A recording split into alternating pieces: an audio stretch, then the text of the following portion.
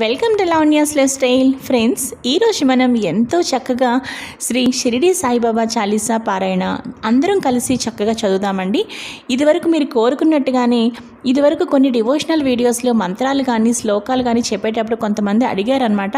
అక్క, మీరు devotional videos చేసినప్పుడు మంత్రాలు కానీ శ్లోకాలు కానీ చిన్న చిన్నవైనా సరే మీరు డిస్ప్లే చేయండి అక్క, వెంటనే మేము రాసుకోవడానికైనా లేదంటే అలా అప్పటికప్పుడు చదవడానికైనా ఈజీగా ఉంటుంది అన్నారు. నాకు అది చాలా బాగా అనిపించిందండి. సో ఈరోజు నేను శ్రీ షిరిడి సాయిబాబా చాలీసా మొత్తం అంతా కూడా డిస్ప్లే చేస్తున్నానండి. ఇక్కడ మీరు నాతో పాటు కలిసి చక్కగా చదువుకోండి.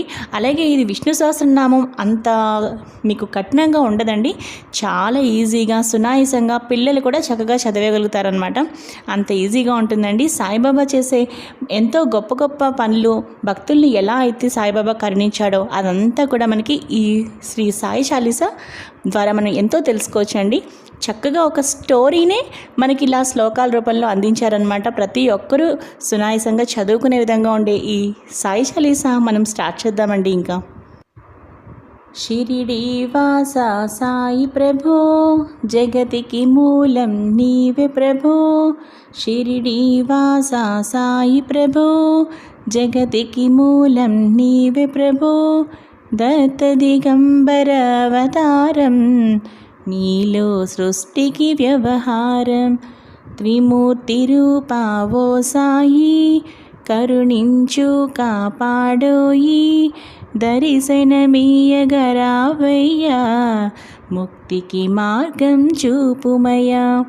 షిరిడి వాసా సాయి ప్రభో, జగతికి మూలం నీవే ప్రభో.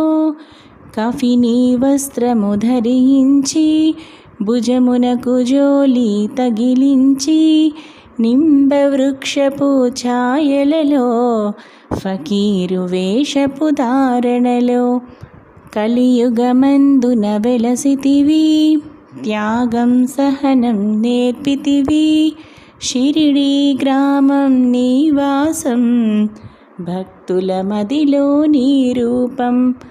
షిరిడి వాసా సాయి ప్రభో, జగతికి మూలం నీవే ప్రభో. చాంద్ పాటిల్ను కలుసుకుని, అతని బాధలు తెలుసుకుని, గుర్రము జాడ తెలిపితివి. పాటిల్ బాధను తీర్చితివి, వెలిగించావు జ్యోతులను. నీ ఉపయోగించే జలము, అచ్చరు వందెను ఆ గ్రామం. చూసి వింతైన ఈ దృశ్యం, షిరిడి వాసా సాయి